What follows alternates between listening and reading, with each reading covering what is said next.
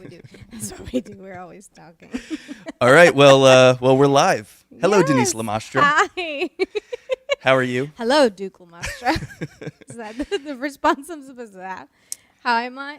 I'm okay. Oh, this coffee is hot. The coffee's hot. Yeah, it's Yes. very fresh. Very freshly Fresh brewed. brew. Thank you. Yeah. So, yeah. Well, hey, everybody. This is Real Live Talk. This is episode It's number 5. Monday. And I am so privileged and honored and feeling amazingly blessed to be here with my wife, Denise Lamastra.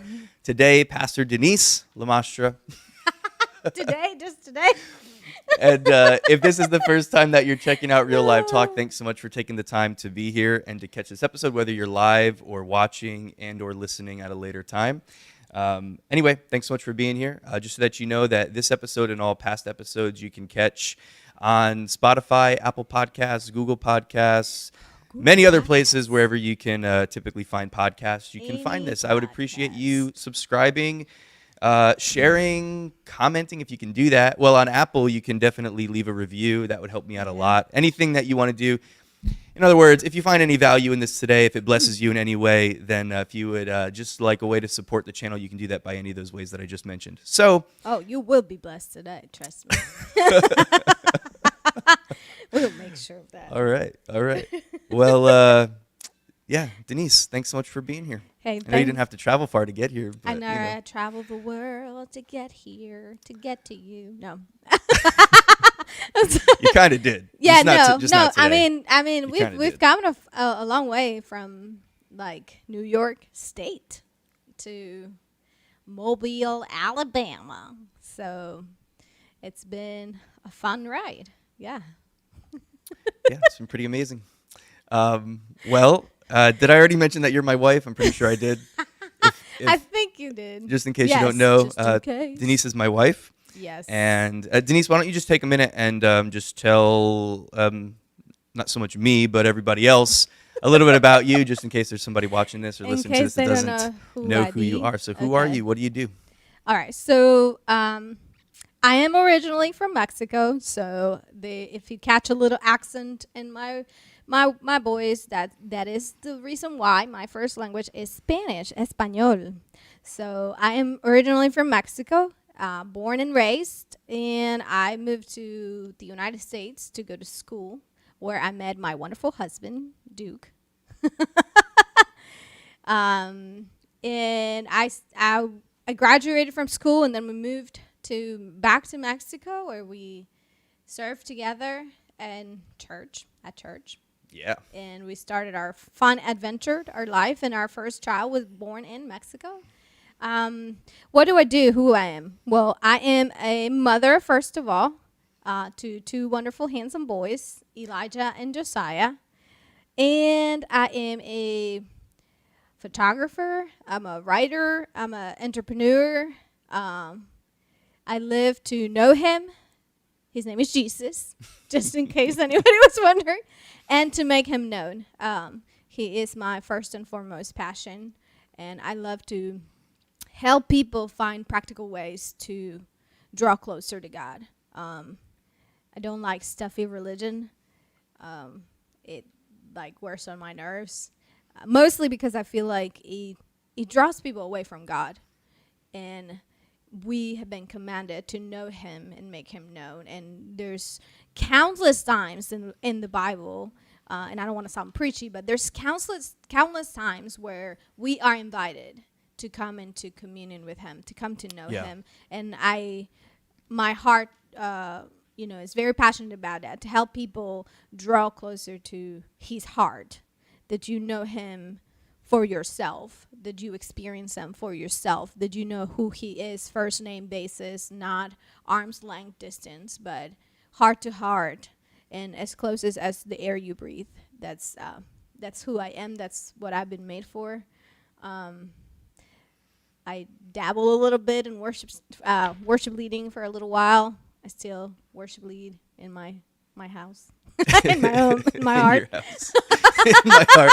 We're all worship leaders in our hearts. Yes, yeah, that's good. I like that. So I love singing. I love music. So if I randomly burst out in song, that's just something that I do. Oh, like that might happen today? Yeah. And Yeah? All right. Let's do it. I'm excited and now. just yeah. Sometimes I apologize. I mix up the lyrics of songs just because my brain runs at 2 speeds, English and Spanish, all the time. So, yep, it's fun. It's Is fun, either fun, one of fun. those faster than the other? I think Spanish is definitely like 1,000 miles an hour. It's always going. And then English is sometimes like slow, definitely, especially if I have to. You know what I hate?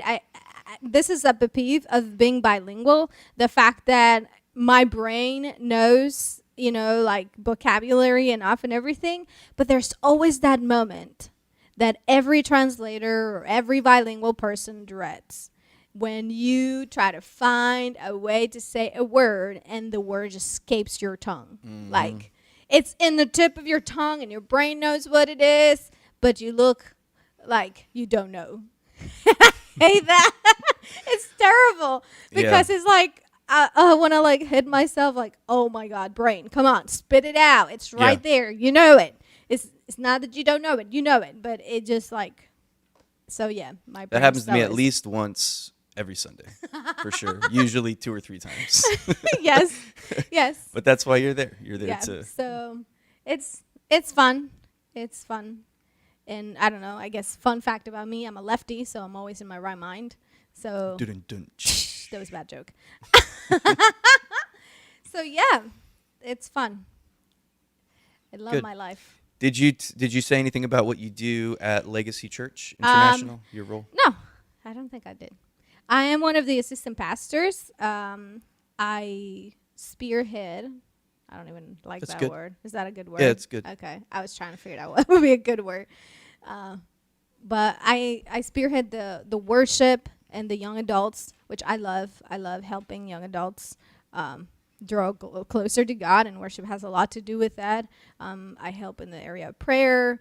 I pastor a certain number of members. Our church has divided the members between our pastoral teams, so they all get a more personal care. And I love that. I actually do love that. I love my peeps, and I love everybody in the church, but I love the fact that I get to be able to speak into people's lives where they are. I move in the prophetic, not drumming my own tambourine or whatever you call it. No, she is not. She moves in the prophetic. And I love that. I love being able to speak into people's lives for, today and to be able to encourage them in the future. And when they share their dreams and their, inspiration or the things that they see, I get so excited to, kind of like come alongside and be like, yeah, tell me about it. I want to hear it, and I want to, push it towards that. What can I do to help you get to your God-given assignment? Like, and I love asking God that question, like, oh, God, like, what is my role? What do I need to do? How do I need to pray for them? How do I need to encourage them? And even sometimes, like, push them forward, because it's hard. It's reaching your potential can be such a tricky thing. It's awesome when God speaks to you, or you find out like the things that you are meant to do with your life. But then you're faced with this big challenge of, how do I get there? And sometimes you are, you're surrounded by people that can equip you, that can push you, that can believe in you when you don't believe in yourself, and help you. And it's unfortunate, and my heart goes out when I find either, young people, adults, even children, like you see the potential, you see what God has for them, but they are in that area where they're not able to see it for themselves, and I like to be able to do that. Yeah. To be I don't know, what do you call it? An equipper, an encourager. And I do have to say, for those that know me, sometimes, I'm very blunt. Bishop always says I don't have no filter in my mouth, which no, zero. Yeah. Filter, zero filter. And I don't mean it in a bad way, but it just sometimes too much cuddling takes nothing. Like, it doesn't do anything, even with my kids, like my oldest son, like I remember one time Elijah telling me, "You just want me to be perfect," and my answer was like, no. I don't need you to be perfect. No, but I believe so much in you, and I know you can do it, that I want you to do it to your best. Even if you feel like doing it to your best at first might seem like a failure. Yeah. Like, don't be afraid of making a mistake. Don't be afraid of saying, oh, you know what, that first try wasn't that great. Like, Yeah. if you're good at everything in the first shot, like that's not gonna bring growth, you know. Yeah. So I am, and I guess for those that don't know, I am a teacher, and part of what I do is teach not just my kids, but I teach in everything I do. And I am a very strict teacher. I had very strict teachers in my life, and maybe that has, taken a hold of me. But I enjoy it. I enjoy being able to challenge people and seeing them accomplish those challenges, you know. Yeah. Well, I just wanted to say, you talk I about feel how, like I talk a lot about me. how I'm sorry. no, you're talking about how you can be blunt and you cannot have a filter and you can be, direct and straightforward and to the point and stuff like that. And I think that that's really good. Like one of the things that just came to my mind as you were talking, I remember back when you used to be more like now you said you're more over the young adults and stuff like Yeah. that. Back when you used to do a lot more with the youth, the young people, you were they would when they were younger they used to call you Mama Bear. Yep. Right, like that was your Yep. that was your nickname. You were known affectionately as Yeah. Mama Bear, That's and with my children. that had a lot to do with it. Yeah, there was this. They knew that you were not going to just spoon feed stuff to them. They knew Right. that you were going to call them to a certain standard, but they also knew that you were doing it out of love. And I saw different times where they would probably not want to hear what Yeah. you were saying. Yeah, They would definitely. get frustrated, but they always had that confidence to come to you and to talk to you about their problems and their issues, even though they knew that you weren't just going to tell them what they wanted to hear, and it was maybe hard to hear what you were going to tell them, but it would always come across in that just loving, affectionate, that Mama Bear way, that I'm doing this to defend you. I'm doing this because ultimately I believe that it's going to be for your good. Yeah, my mom, I kind of credit my mom for this. I remember growing up, my parents, they always taught me that if I was going to do something, to do it to the best of my ability. Like, don't be mediocre. Don't do it halfway. And my dad will always say, if you're going to do it all the way. Yeah. If you're not, then don't even bother. Like, honestly, don't waste your time. Don't waste other people's times. Just don't. And I remember my mom would tell me constantly, and that just escaped my mind. Let me remember. But I was trying to. Where was I going? Were you going to? I don't know. You said Oh, yeah, that I your mom remember. used to Never tell you? mind, I'm Was sorry. it about your independence? I'm sorry. No, it was about where my mama bear, feeling comes from. But I remember my mom saying constantly growing up, because there will be times where, I had a very tense relationship with my mom for some years. Like, if you see me with my mom today, you probably say like, oh my God, they never fought. They never, Yeah. because we are very loving and affectionate, very supporting of each other. We care a lot for each other. And it wasn't that we didn't back at that time. It just was that I was a very opinionated child. No. No way. And I would speak my mind, and sometimes it would come across disrespectful, and sometimes it would come across like you just think you know it all, and my mom would tell me like, hey, my job is not to be your best friend. Like, we're this relationship, Yeah. like, my first priority I'm not here to be your best friend. I'm here to be That's your awesome. mother. I have to guide you, and sometimes you might like what I say and sometimes you don't. And it's funny, how people say like, when you're a child, you look at your parents and you're like, oh, my parents are the worst. And, Yep. you complain about certain things. And then you have Woman. children and you realize like, oh my God, I'm turning into my parent. Yep. And I think that's definitely definitely the case, because I've had this conversation with the kids. I mean, you've heard me, where I have to tell my kids like, listen, my responsibility, I take this responsibility of being your mother not lightly, and I take the same thing to the young people and the people that I care for. Like, my responsibility, it's to push you, is to to guide you. I don't want to tell you what to do. That is not my job. My job is not to tell you what to do. So when I tell you what to do, I'm not saying it because I want you to do exactly what I'm saying. It's because I'm instructing you. Yeah. That's the only reason why I'm telling you what to do. Once I can see that you don't need me to tell you what to do, then you'll do it. I can say something and you'll do it because now you know. But if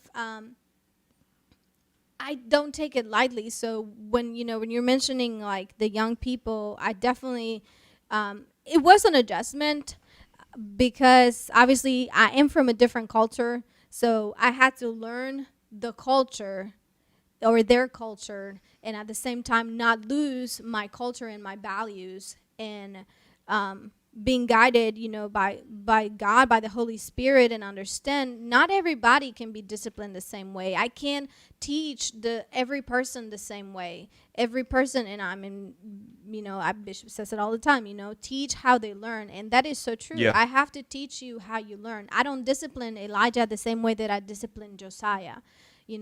First, they are 4 years apart.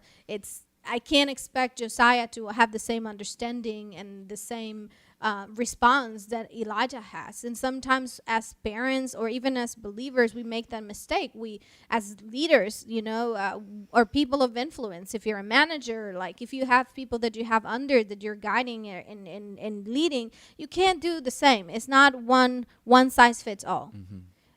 You have to take into account the person. You have to take into account what they know, their character, everything.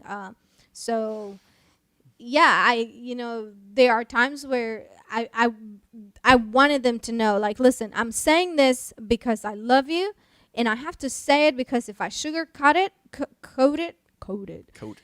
If I sugarcoat it, I'm gonna do more harm than good, and I don't want to do that.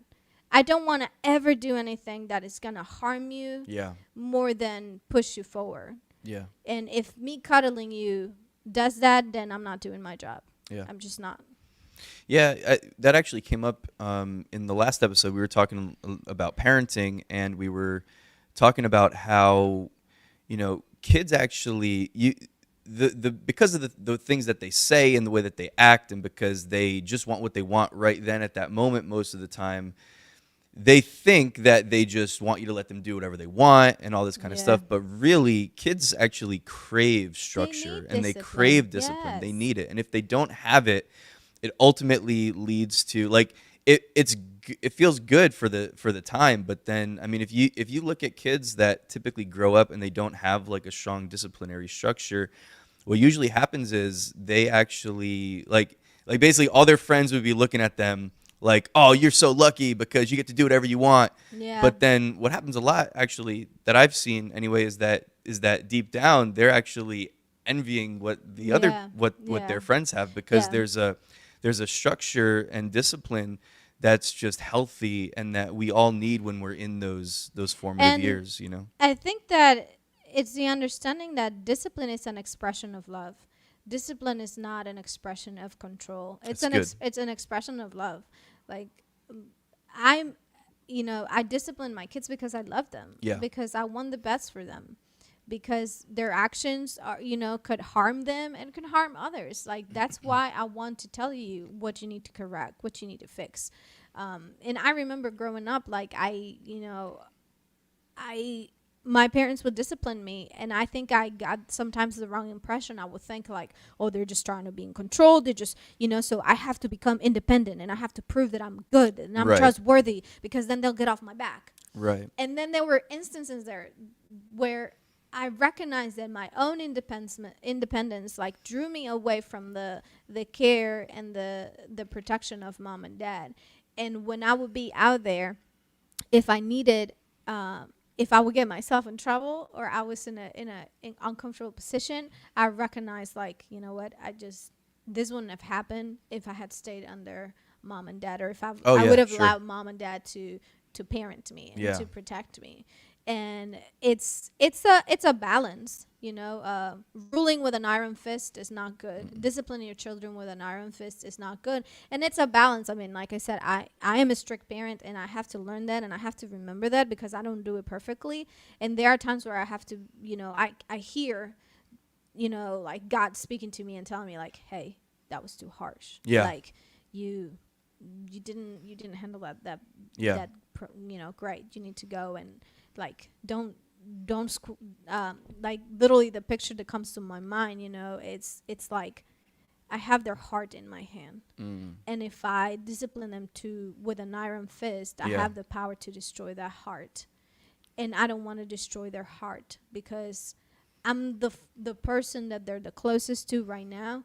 And when it's time for them to leave the nest, when it's time for them to go into adulthood or do their own thing, their own family, I want them to be equipped to love, Yeah. not to feel inadequate and immature about that. And Yeah. it's difficult. Like there's so much in this time in history, and it's hard. Like I think parenting is just so tiring sometimes. It's demanding, and it's not easy to juggle.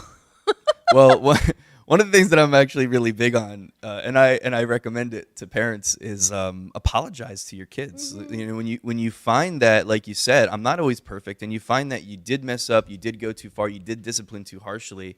Like, don't be afraid to go to your kids and to apologize. I mean, if you're apologizing every single day, then that's too much. That's Probably too too much much. apologizing, which means you're either apologizing for things you shouldn't be apologizing for, Yeah. or you need to adjust the way that you discipline and work on self-control a little bit when it comes to raising your voice and stuff like that. But like a well-placed apology, just like well-placed discipline, not cutting down for every little thing, not I don't know if you're into spanking, not into whatever, but like if you over discipline, then your discipline starts to not really mean anything.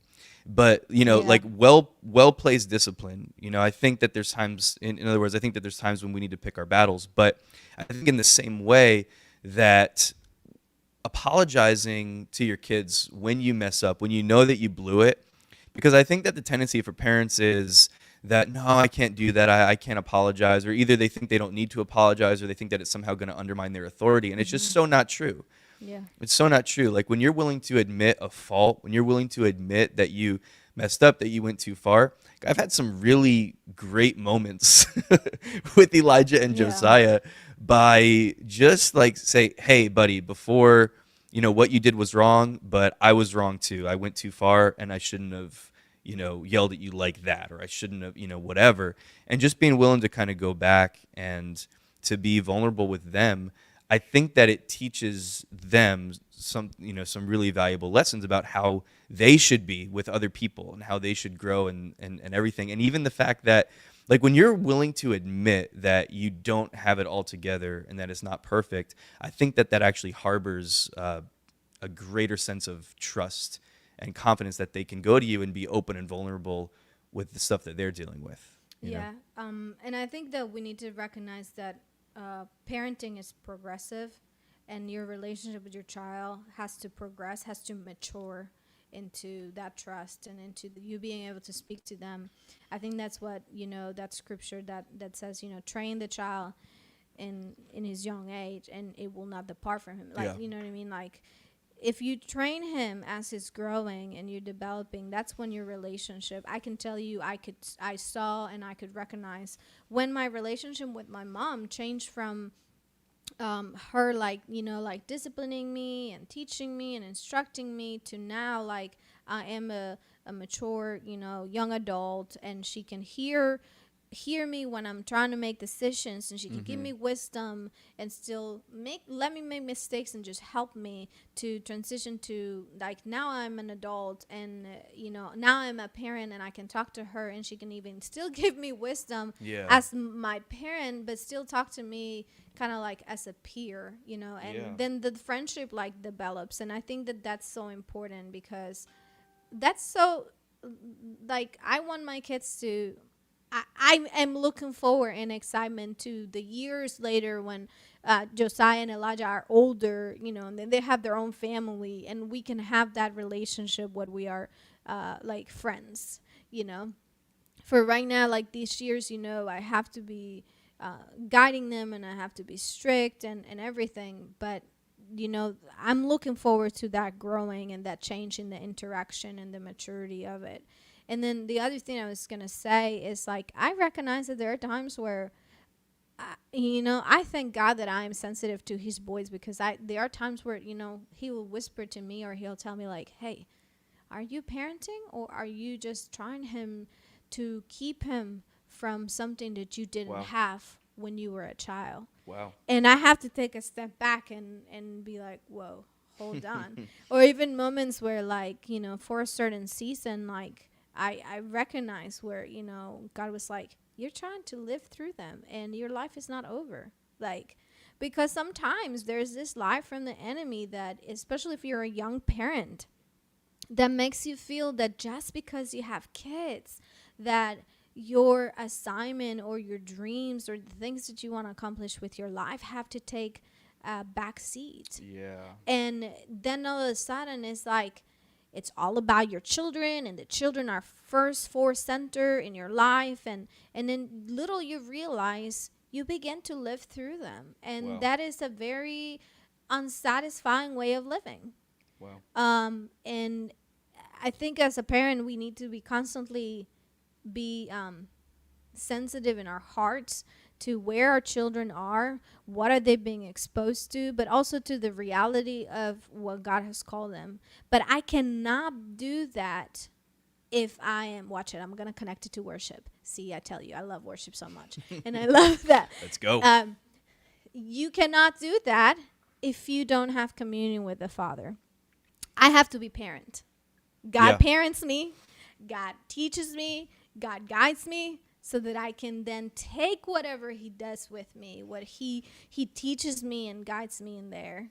Well, even in the way that you mentioned just a second ago, where you said that God stopped you and asked you that question, like, hey, are you doing this for them, or are you doing this because you didn't have that when you were growing up? And so that's something God is so good at correcting us and disciplining us like that through love. Like, he knows exactly where our heart is. And I love how he'll do that even with questions. Yeah. How he'll just kind of call our attention and let us know that that there's an area of our life that he wants to work on. And so I don't know if you realized you did that or not, that you actually illustrated it with what you were saying as you're going into that discussion now, talking about that. But the discipline of God, he does it because he loves us. And it's never, we went through a teaching series on this recently, right? Like, where it's never about punishment. No. He's never disciplining us because he wants you to feel bad for what you did or anything like that. Jesus already took the full weight and the penalty and the punishment and the guilt and the shame and everything upon himself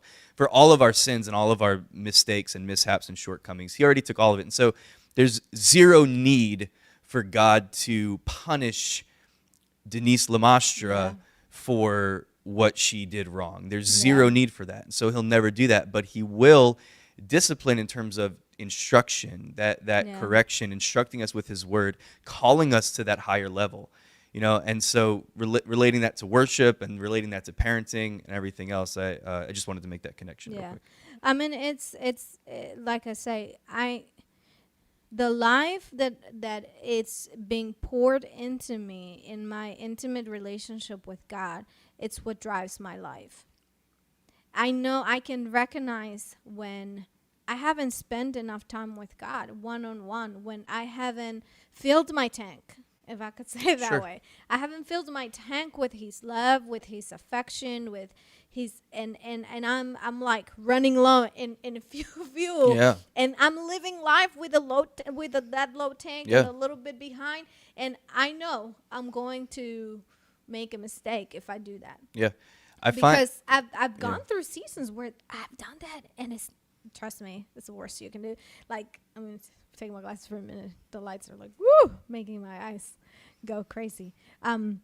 We're like, for whatever reason, like you brought up the issue of like, you feel like God disciplines you and like, oh, he's going to punish me. So I try to stay away because, I don't want him to see this error. I don't want him to see, but he knows it all. Yeah. And it's so free. It's actually very freeing to understand that God is not expecting me to be perfect. He's not looking for perfection out of me. He's looking for me to be the best of what he has already placed in me. Yeah. And it's this whole issue of like identity. And as a parent, like, I'm there to cultivate the proper identity into my child's heart. Yeah. Like, I'm there to do that. But if I rule with an iron fist, if I myself haven't found the right identity, I am in danger of like nurturing this young life into bitterness and into anger and into insecurity and lack and all that. And I'm not saying that it's all perfect whatever Sure. in our home, because it's not. I mean, there are moments messy. where it's messy. Yeah, it's messy. And there are moments where, like, I mean, I remember that one time where God said that to me. Like, I got offended for a minute. I was Yeah. like, excuse me? Like, Okay, God. how dare you say Yeah. that to me? And I'm Do you sorry. know I'm who sorry. I am? I'm sorry if that's like, twitching on your religious chip there, to say like, how did you talk to God like that? I have a close relationship with God. God can handle my sassiness. Like, he can handle me being like, oh, like, let's put a pin on that. I don't want to talk about that right now. Like, I'm just going to ignore that you just said that to me. No, like, and then it'll be like a little stone in my shoe, and it'll be there, because if I don't want to have to deal with it, I Yeah. don't have to deal with it right Yeah. there. Like, he's not going to force me to deal with that right there, but it's going to be there. And I just love the fact that God can show us the condition of our heart without putting us down, without tearing us down and destroying us. Yeah. If he shows us the condition of our heart so that he can bring in truth, so he can bring in reinforcement, and he can make us whole ultimately. That is his heart, so like I said, like, he said that to me, and I was a little like, oh, that scalded me a little. How dare I was you. a little hurt by that, but Yeah. but we dealt with it, and I was like, you know what, God, like, yeah, like, thank you for showing me that. I mean, it's not fun, it's not easy, but I trust him, and I trust that he's showing me that it's for my good, it's for my own growth as a parent, it's for my own growth even as a person. Like, and we need to have the relationship with God, because Yeah. how I relate to God is how I'm going to relate to others. And if I don't have that trust with God first and foremost, I'm most likely not going to trust other people. Yeah. Well, I want to stay on the worship discussion, but I just want to mention that if anybody has a comment or a question or anything like that, feel free to put it in the chat.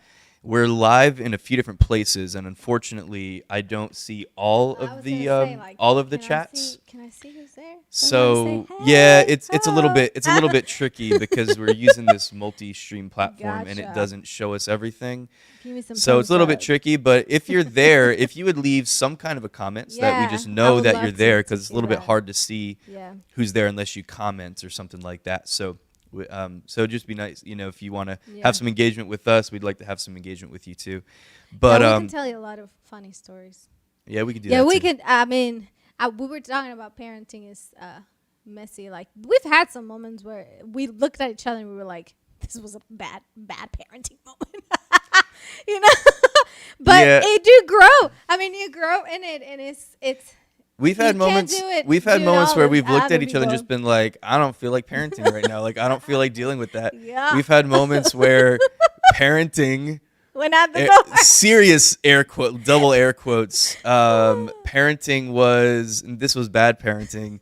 Our kids are annoying us so bad that we just pick them up and throw them in the pool, like stuff like that. I love that little reaction that he was like, like, I just- expect better from you. How did that? So yeah. Yeah, thankfully Love God it. doesn't Yeah. parent like that. Yes, with us. I But know, I mean, right? But I don't know. Maybe sometimes we make him feel like I want to throw you off the cliff. I don't know. Anyway, but yeah. I don't know how we ended up talking so much about parenting. That was definitely not my intention. Because but- you're but on it's my good. But it's podcast. good. Yes. That's it's in you, and so No, but there really is a lot of wisdom there, and yeah, it's funny because like you said, it just kind of happens naturally, but pretty much everything. If you talk to Denise long enough, it's gonna come back to worship at some point. At some point, Because it it's just going to emanates come from you. back to that. I do want to talk about your book a little bit, Yay. because I'm excited because Denise released a book all the way back in November. Yeah. And at the time It was of my of birthday this gift. release here, this is May 24th. So it's been a minute, and Yeah. this is the first opportunity that I've had where this is a new podcast. You never came back on the Simple Power No, you never podcast. You were invited me. on it a couple times. No, just kidding. The thing was, I knew that I was getting ready to launch this one. Yeah. And so I kind of moved away from. I only did a handful of interviews on the old podcast. Right. Not that it's old. I'm Simple still doing it. Power. Episode just came out today. Yeah. But I moved away from doing interviews to where those are just sort of like brief teaching nuggets, and then this is Yeah. more the interview format, conversation format. And so I knew it was coming, and so that's why we haven't had a chance to do this yet. But Yeah. finally have a chance. I just want to mention your book. It's called The Intimacy of Worship. The intimacy of And if you have not had a chance to read this book, I would really highly suggest you check it out. It's well, first of all, it's available on Amazon. You can find it in ebook and paperback format. The ebook's only $4.99, I believe. So Yes. it's worth it. It's worth it. Just pick it up because it's a really like. As I was reading your book, because I was one of the editors for the book as well, like going through it and just seeing the practicality very early on, like in chapter 1, the practicality of the way that you describe and define even words like devotion and affection and these words that we throw around all the time. Not that we Right. throw them around, but these Yeah. words that we use all the time Yeah. in worship. And I just wonder, how well do we really know what we're talking about? Yeah. How often do we sing worship songs because we have the words memorized or because we're reading them on the screen, but it doesn't really permeate into that heart level where it's like, this is actually coming from my heart and coming from who I am. I think that if we were to like look at grand scale, I would just imagine, I don't know for sure, I don't even know if there's data on this, but I don't know for sure, but I would just imagine that over the past 10 to 15 years that the whole like spontaneous worship aspect of Yeah. worship services has probably lessened in Yeah. generally speaking. Obviously not everywhere, but generally speaking. And it's so important to have those moments, whether it's corporate and on your own, both are essential. Important, yes. But to have those moments where you tehillah, that's one of the Hebrew words for praise, where it really has to do with a spiritual song that comes out of you. And it's not something that's been written before that you're reading off of a page or off of a wall or off of a white screen. It's coming from your heart. It's this bubbling up from on the inside of you. And it's just so important that we experience that with God where, yeah, I love worship songs. I love worship music. I love singing songs. Yeah. I love all of that. Those are amazing tools, but it's just an aspect Yes. of worship, and it helps us to connect with God and to worship God. And people are out there writing just incredibly beautiful songs about the nature of God, about the character of God. I love worship songs that are like sort of theologically deep. Yeah. I think that those are important. I love some of the old hymns Yeah. that really just get into Yeah. the sort of like meat from the Word of God. I love we used to spend a lot of time, we used to work in House of Prayer, and so we used to spend a lot of time paying attention to the Kansas City, the IHOP, prayer streams Meditating and the Word. the way that they would meditate How and do do you worship sing with the the Word? Word and just Yes. sing the scriptures and sing the Word of God. I think all of that is so essential, but having those moments where like your affection for God is being expressed from you directly to Him. It doesn't have to sound pretty. It doesn't have to be theologically astute. It could be so childlike in nature, but just when it comes from you and it comes from your heart, it moves His heart. And the fact Yeah. that our simple words and our simple understanding of Scripture and our simple understanding of who God is can actually move His heart to that point that He's moved because He's passionate for us. I think that you capture that kind of stuff so well in this book in such a practical way. And so, yeah, The Intimacy of Worship by Denisse Lamastra. I can't recommend it enough. When I'm gonna try not to cry. I'm just kidding. You can cry. I'm your we husband. can cry, laugh, and everything. Okay, good. So when I started, it was this book is definitely a labor of obedience because it's very intimate.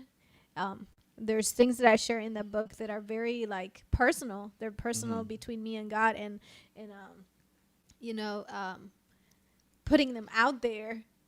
You know, there's always this question of like, how is he going to be received? How are people going to understand Sure. it? Like, do they get it? You know, and I had to constantly go back to God and be like, why am I doing this, God?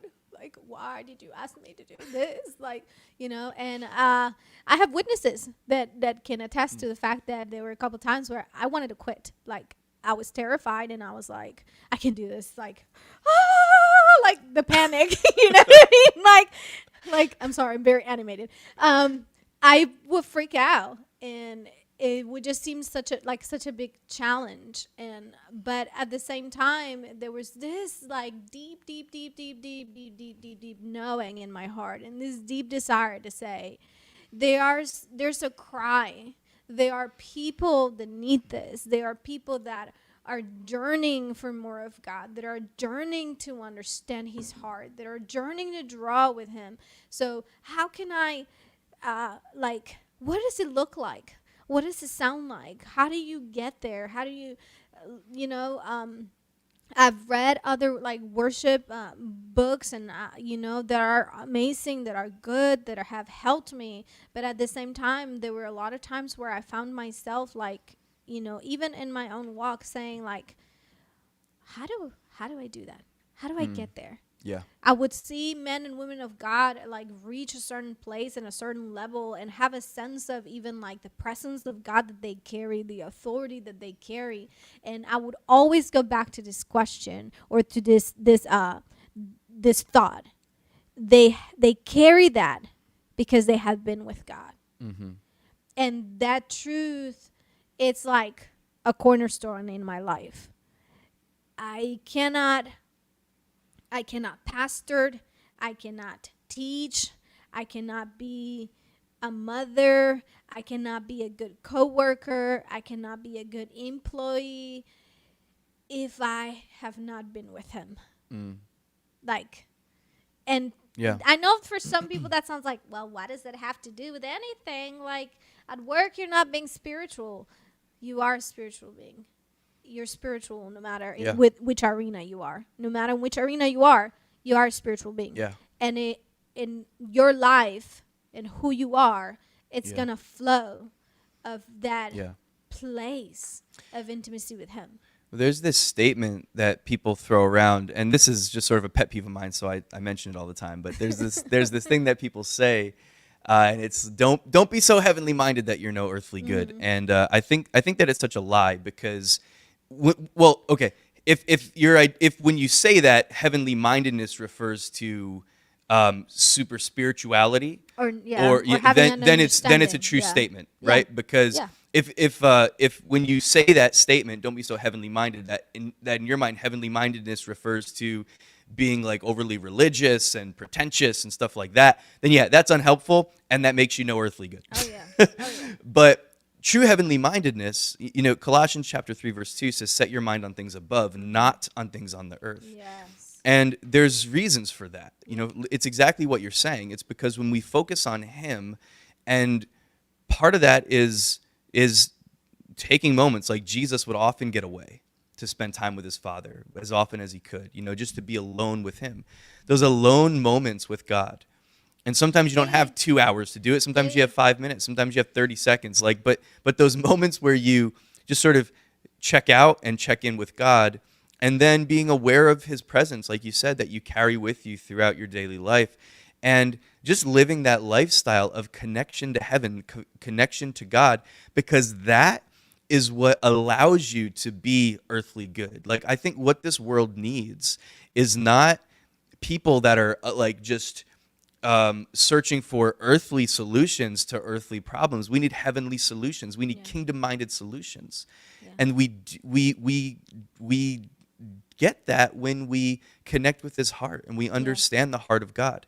And so when you live that lifestyle of worship and devotion to God, where you are spending time with him, you're spending time in his presence, and you're living your life in awareness of the presence of God, that doesn't make you less relevant to the world around you. It makes you so much more relevant because now you're connected to the source of everything that this world needs. And so he'll begin to move in your life, and that will in turn, it'll result in him moving through your life so that you can be a greater impact and benefit to those around you. Like you said, like going your job, the work that you do, raising your kids, going to school, studying, running your business, if you're in ministry, all the different aspects of our life, when they flow from that place of intimacy, when they flow from that place of connection to God, then they really have an opportunity to meet their full expression, like their full potential. Yeah, I mean, the word says, out of your heart flow the issues of life. Yeah. But your heart has to be connected to the source. Yeah. I wasn't planning on talking about this, but I feel like it's important for me to mention. So, because I want people to understand, like, I don't have it all figured out when it comes to intimacy with God. But I remember when I was 12. I was 12 or 13. I was in like middle school, I think, here. Again, I'm from Mexico, so in Mexico it's a different way, the way they do school. So I was in middle school, and I had a very close friend. And listen, I know what religion is. I know what church life is. Yeah. Like, been there, done that, bought the t-shirt, was fan club. I was always there. Like, and I'm not saying corporate church is bad. That's not what I'm saying. But what I'm saying is that I understood that, but I was missing the relational part of me relational with God. Mm-hmm. Okay? So I was very good at doing church, but I was lacking in my understanding of why church, which is God. Yeah. He's the point of church. And I didn't understand that at that time. I was young, And I remember I had a fallout with my best friend from middle school.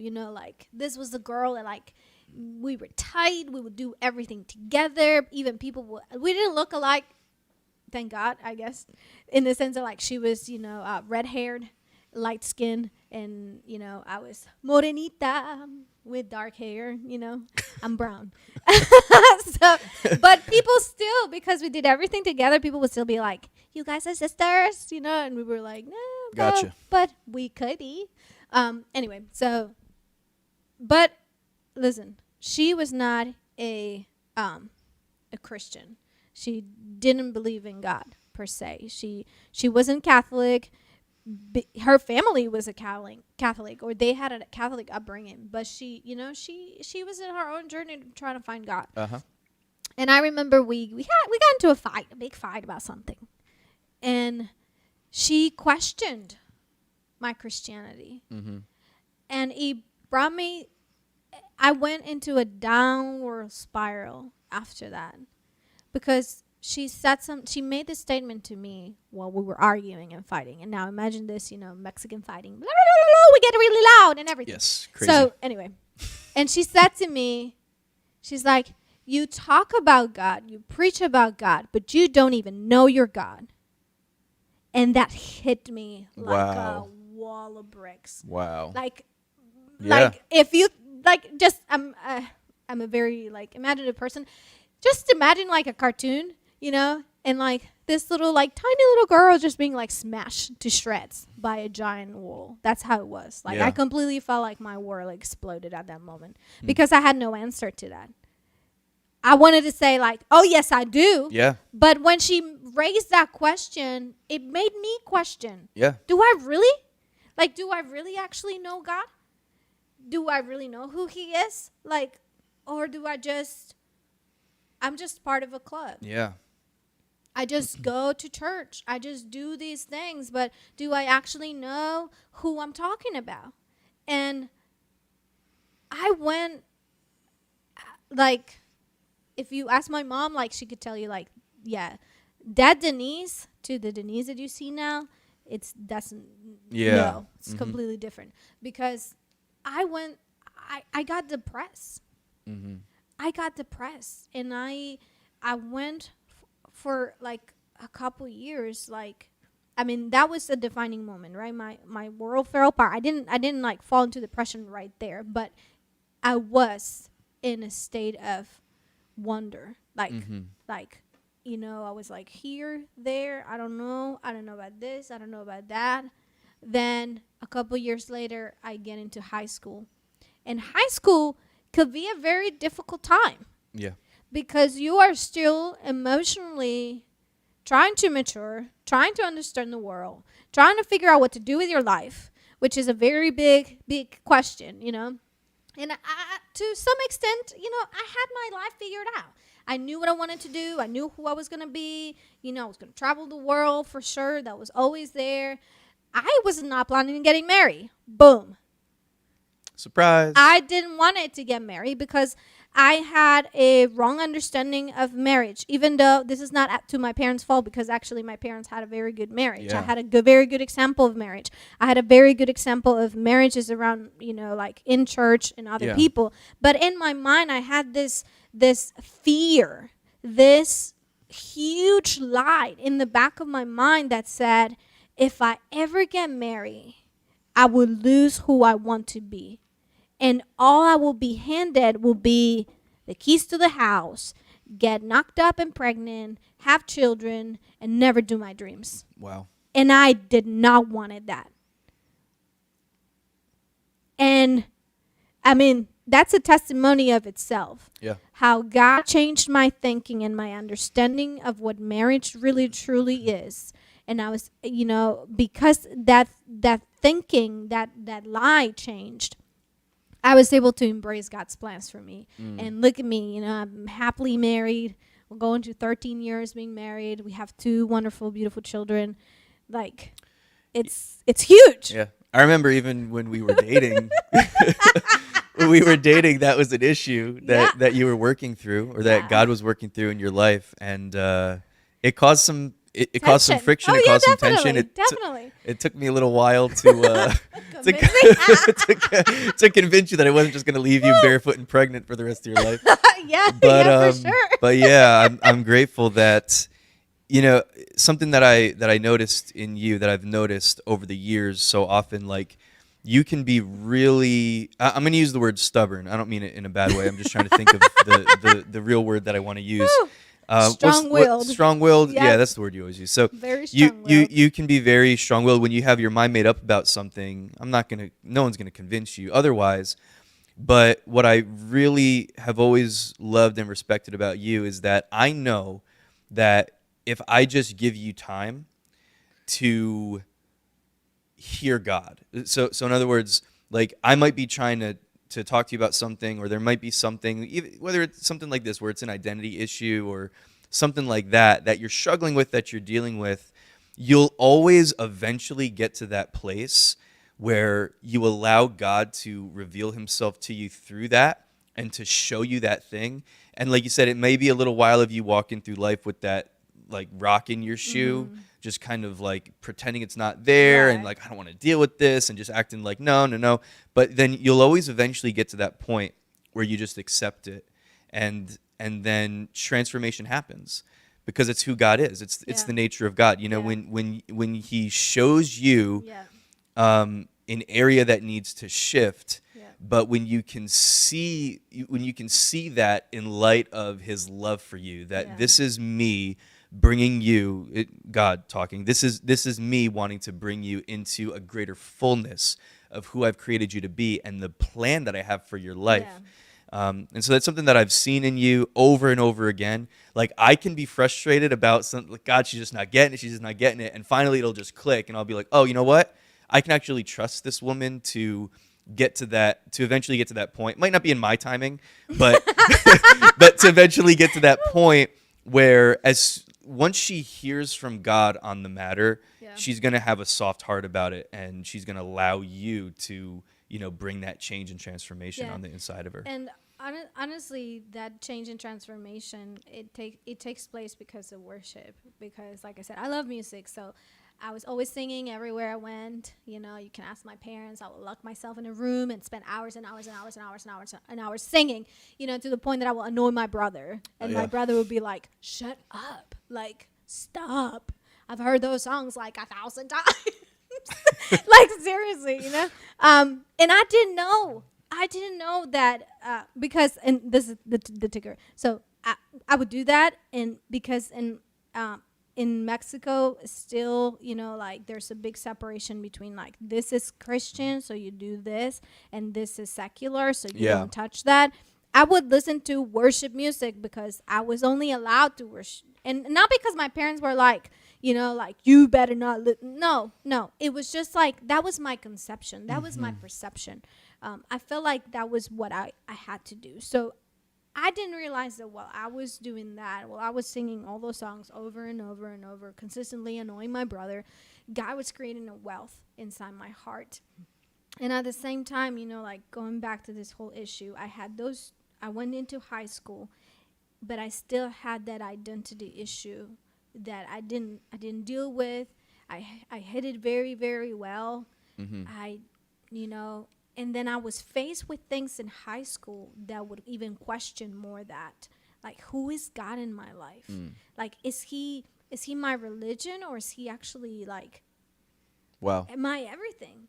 You know, and I will go back and forth. I will go back and forth between, like, oh, one day I'll be so, like, sold out for God, and yes, I'm gonna reach the world for Jesus, and you know, and then on the other side, you know, I'll be like, oh my God, I hate the fact that I'm a Christian because I can't do the things that other people are doing. Yeah. So I would go through that struggle, you know, and then finally, like, I got into an emotional relationship with this boy, and he broke down so much of the confidence that I had.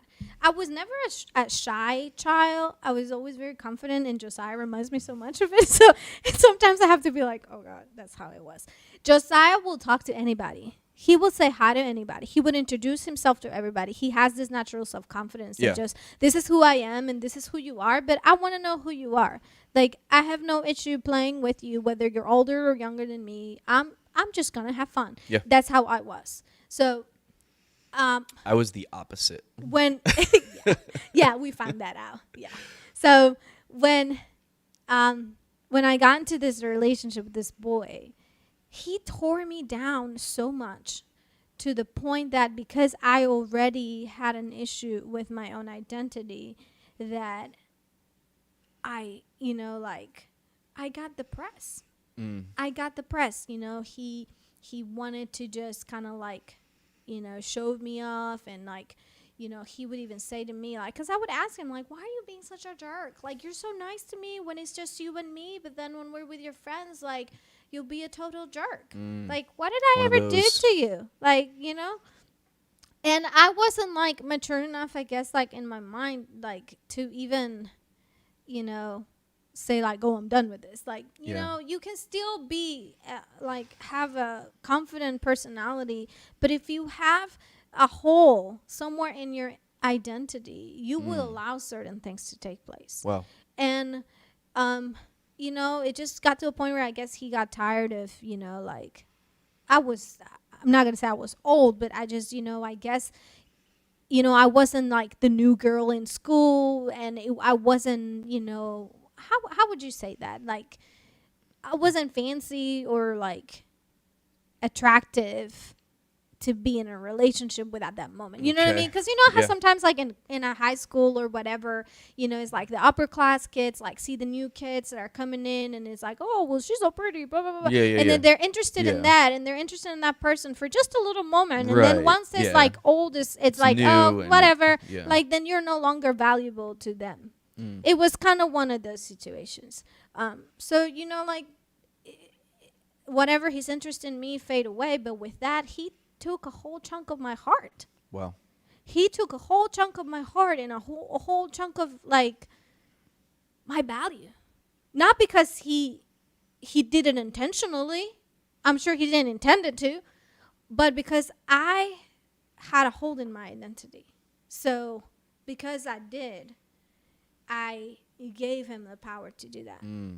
Wow. And that brought me to like a really like sad part of my life. And I remember worship became my safe place. Wow. Sorry to take that very long trip to get there, but No, you're fine. but worship became my safe place because I remember my mom saying she recognized that something was off, that something was going on, but I didn't want to tell them. I Sure. I was too You were a embarrassed. teenage girl. I was too embarrassed, and I was at that age where I was like, "Mom, don't mess my life. Like, Yeah. let me Yeah. be. Your Let parents me be didn't know who I anything back am." then, Like, you know? exactly. Yeah. Yeah, they had no idea what I was going through emotionally. Like, neither would I like actually open up to say it. So she said to me, she's like, I noticed, like, what's going on? Like, I see that, like, I don't recognize you. Like, where's your confidence? Wow. Where are you? She would see that I would, like, all of a sudden was like I had no confidence. I didn't have drive for certain things. I was always, and I'm going to accept this, I guess, in national TV. This is not national TV. National but TV. Anyway, I was a nerd. I was a nerd, and I loved school. I was smarty pants, and I loved school, and I always thrived in class and having good grades. And when I got to that point, like, all that faded away. Yeah. I had no interest in school. I had no interest in things that were interesting to me. Like, and my mom was like, okay, like, what's up? And I thank God for his wisdom that my mom didn't want to try to fix me. Yeah. She didn't want to fix me. She gave me room to grow and mature. She knew something was going on, and I mean, I talked to her years later about it, and she said, I heard God say, pray for her. I had to pray you through that season. Even though my heart was aching. As a parent, my heart was aching because I wanted to fix the situation. Yeah. I wanted to know who did what they did Yeah. what. Yeah. But I could not touch it because if I touched it, I would regret it and I would not actually help you. Wow. So she said to me, she's like, I know you're sad, but because all I wanted to do was to stay at home and sleep. That's all I wanted to do. I just wanted to be home. I didn't want to do, like, I just wanted to sleep, and I wasn't interested in things. I kept feeling like the life was being sucked out of me constantly, consistently, like reminded of things. And then just like me, like I had we were watching the movie Tom and Jerry, when the animals are like fighting and they create this like tornado of like chaos and turmoil. That's what the thoughts were going through my mind. Right. It was that. It was like just like a cloud of things. Sure. And I had no clarity for things. I mean, I could function. I'm not saying I couldn't function, but there was just like something else. And she said to me, she's like, okay, well, the only thing that I'm not going, that you cannot do is not come to church with us. She was like, if you want to lay low for, from just going to school and coming back home and not hang out with your friends. And again, this was hard for my mom because I was the outgoing child, more than my brother. I was always hanging out with my friends. My friends were always hanging out at home. And then all of a sudden it was like night and day. Like I didn't want to be around people. And she was like, what's wrong? Like, that's not normal. Like, are you sick? What, So anyway, she said, but you cannot stop going to church. So I was like, okay, trust me. I will go to church, and I had an attitude with God. Sure. I'm not going to say. You were pissed off? It's okay. I was pissed. I was so upset because I felt like it was unfair. I was like, I didn't do anything to deserve this. Why do I feel like this hole in my heart? I was heartbroken, but it was not just that. That was just a layer of it. But there was a hole in my identity. And I would listen to worship, and I would sit there, and I would stare at everybody, and I would just be, like, judging and criticizing every little thing that everybody was doing. And I had this phrase on my forehead, and I'm not going to say it because it's not Christianese, and I can't say that. Yeah. But it was literally like, leave me alone. Yeah. Do not touch me. Do not talk to me. Do not bother me. I just want to be left alone. And my sadness was masked with this front of like, do it, you know. It was rejection. It was completely that. And I'm making it this too long. Anyway, so worship became my safe place. Yeah. Because in that anger, you know, my position shifted from like arms crossed, like, you did this. Who are you? Where were you? Everybody says that you're good. Everybody says that you're loving. Yeah. But in my time of need, Yeah. when I needed you to save me, when I needed you to protect me, you were nowhere near. Yeah. That was my feeling. Yeah. You gonna say something? 'Cause you can live No. Well, I can. I have a lot ahead. to say, Go but I do just want to say that what you're getting to is, it really shows the power of worship and the power of intimacy in your life, because ultimately it was that you said worship became your safe place. Worship became that place where things, you didn't say this yet, I don't want to put words in your mouth, but where I'm guessing things began to shift. Your attitude began to shift. Your outlook on life began to shift. And you're keeping it a little bit clean. Like, you didn't get into all the messy details, because I know because we're married, Yeah. I know that during that process of time, you didn't just like stop caring about school. You actually dropped out of school, Yeah. right? Or did you drop out or fail out? I failed out of school. You I went stopped. from being an honor Yeah. roll student to failing a class.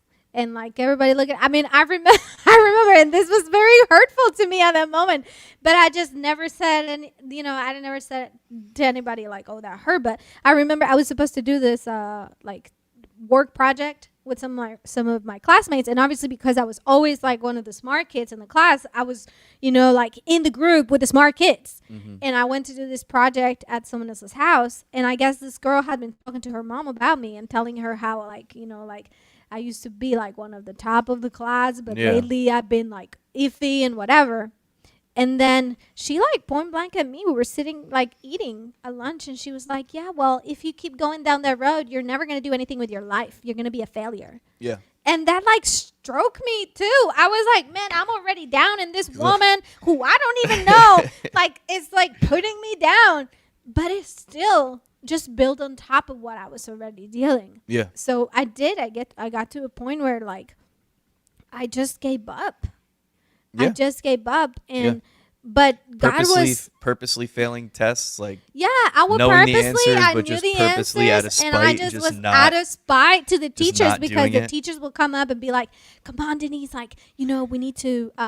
They would expect a certain number of students to do good because that would look good on their whatever, right? So I had a teacher like came up to me and be like, "Hey, don't mess up that test. Like, you know all the stuff, right? Like, come on, team, whatever." And in my mind, I was just like, who do you think you are to demand this from me? You don't know me. Like, I don't need to please you. Yeah. Like, I literally, like, my attitude from whatever was just like, all of a sudden, everybody was, I didn't care. So what I was getting at is like you know, you're, like, maybe not getting into all the details, but it was that, like, it wasn't just that you had this bad attitude for a little while and then you began to worship and God fixed everything. Like, it wasn't just that, No, that it was kind of a pretty messy. story. Trust me. You were you ended up, I mean, I know you ended up in some bad relationships. I know you ended up just trying to be a cool kid and smoking with your friend. Well, I don't know if that was that same time frame or if it was different, but you also, I know that you also, if this was a different time period too, correct me, but like dealing with like depression to the point of having, you know, suicidal thoughts and you know, all that kind of stuff. And I remember you talking about, you know, there were times where you would basically cross the street. Oh, that's what I was going to tell you the story. Go ahead. Yeah. I would be in school and we would be like having lunch and whatever. So outside of my high school would be like a taco place. You know, it wasn't a taco place, but that's what most people here would get an idea of what it is. So it was kind of like a taco place, and but you had to cross this main road in order to get there. You know, and I would cross it, but then it will get to a point where like just this whole feeling of like, why is life is not worth it? Like I had lost a complete sense of where I was going, to the point that I would walk really slow. I would get so close to the cars, that I would freak out my friends. Like my friends would be like, "What the heck is wrong with you? Yeah. Like come on, like stop it." Yeah. Yeah, it's kind of like what's that? What's Like that I movie? was daring. Like Lethal Weapon. I was like daring. Like Riggs. He couldn't kill himself, Yeah. but he didn't want to Yeah. be there, Well, and 'cause so he didn't want to kill himself because he knew that his wife Yeah. would have been disappointed in him, and so she had died, and so anyway, we were watching this show. the show. Anyway, yeah. but he would purposely put himself into harm's precarious way. situations Yeah. where, hey, death could happen to me anytime. Like I could get hit by this car, I could fall off this building, I could get shot, I could whatever. And the idea wasn't that he didn't want to go so far as to just end his life, but he didn't mind putting himself out there where if something happens to me, something happens to me. Is that kind of where your mindset was? I was, I would go to sleep and this would be my prayer. It would be, I don't want to wake up. Yeah. Like, can you just take me out? Like, and in my mind it was like, I would say sometimes like, can I have a redo? Like, can you just like erase my life? And then if you want me to live, then like bring me in a different way. Like I just, cause I felt like a failure. Like it was, like I said, like I had such a hole in my identity that it wasn't just like, oh, this boy torn my heart apart. No, like I couldn't find myself. It's like I didn't know who I was, because I had gotten to a place where I felt like I had pleased everybody, but I was unhappy with who I was.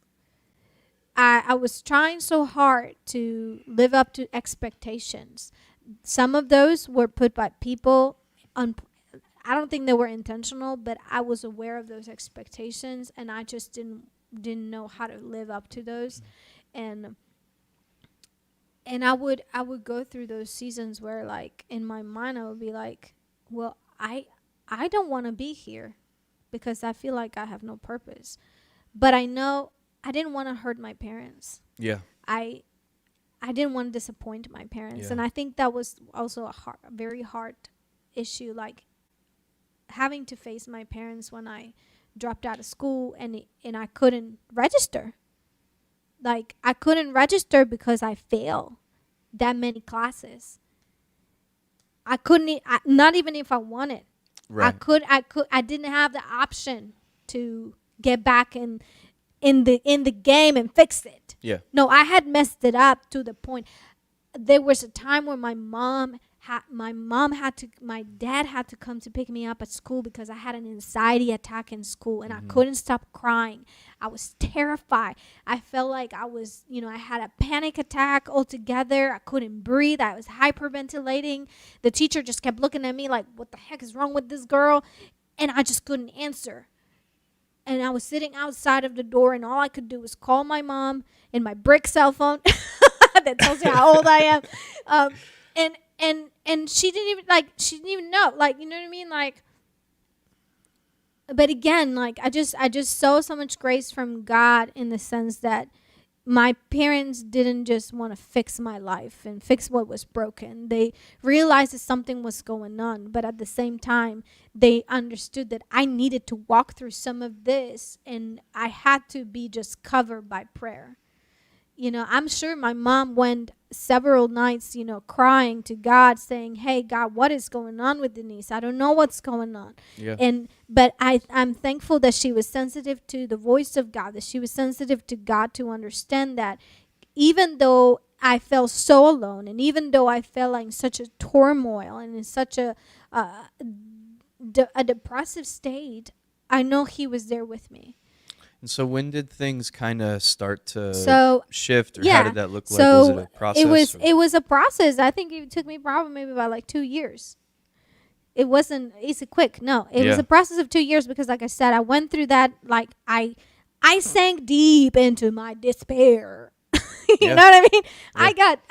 I was deep in the mud, steeped in pity party, Yeah. you know, and I was mad with God, and I was like having this attitude of like, I don't want you in here. Yeah. You know, I was sing this, like I would sing worship songs on Sunday, and I'll be like, you know, I don't know, like, I'm trying to think of a worship song right now, like how great is thy God, and I'll be like, yeah, right, he ain't great at all. Honestly, that was my heart attitude. You know what I mean? Like out of my lips, I'll be like standing up, looking at the chairs, and as soon as It's the like low that- song coming up, I was like sitting, and I was like, It's like that song we used to sing. It's all about me. yeah, exactly. It Jeez. was all about me. It wasn't about Jesus. It was all about me and my emotions and everything.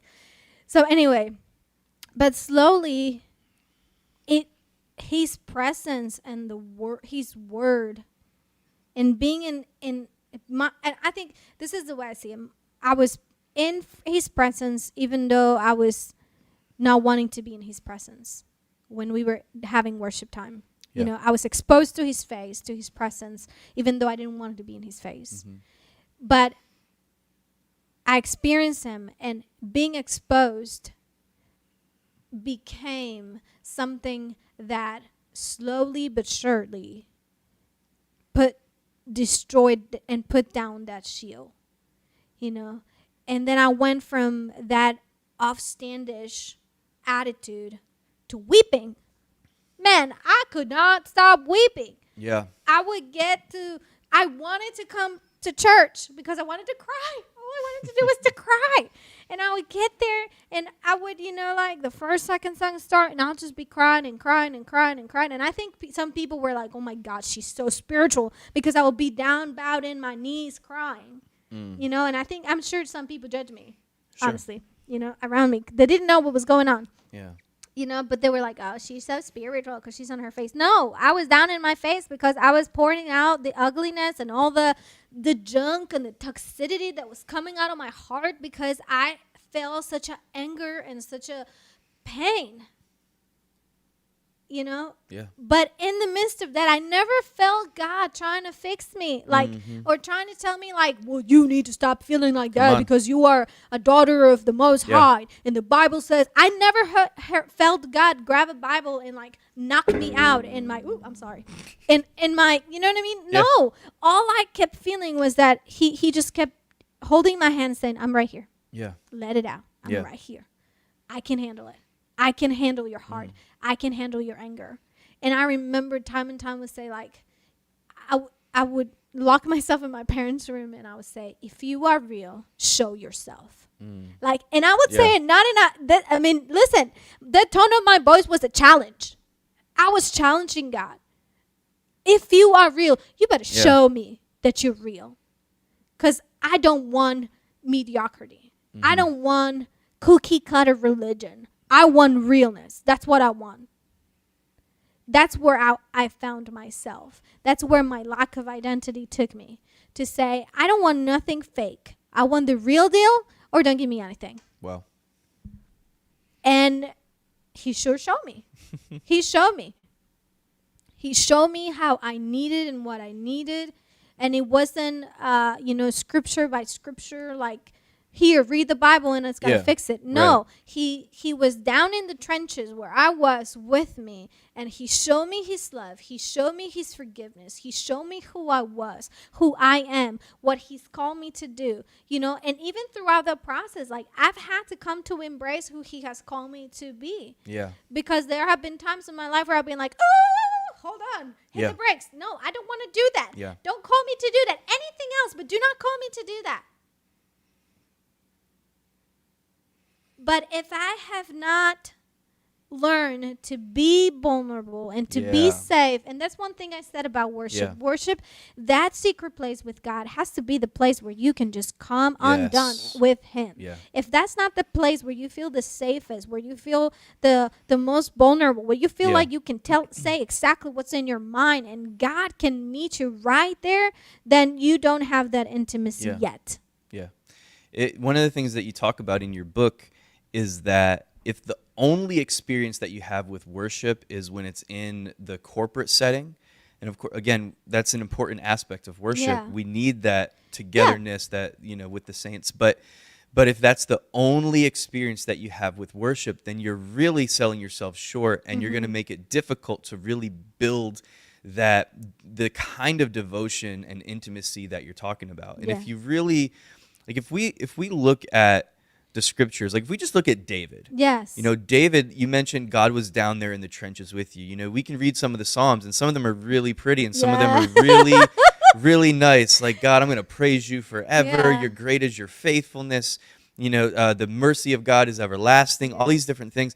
But then there's also like, hey, like, soul, what's wrong with you? Like, Yeah. why are you downcast?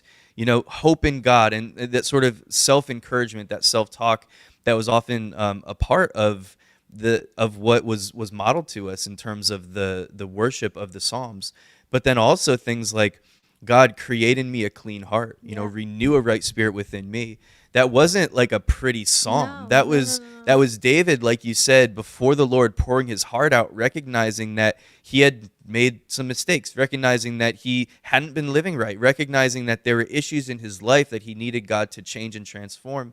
And sometimes, like, when we really get into the depths of intimacy with God, like you're talking about, it's not always this pretty thing, but it's kind of like, this phrase that we'd use at Bible college, it hurts so good, like it's opening yourself. I would love to, I needed to get to church because I just wanted to cry. I wanted to get this stuff out of me. And I think that we avoid that. I think that we actively avoid stuff that's uncomfortable. Yeah.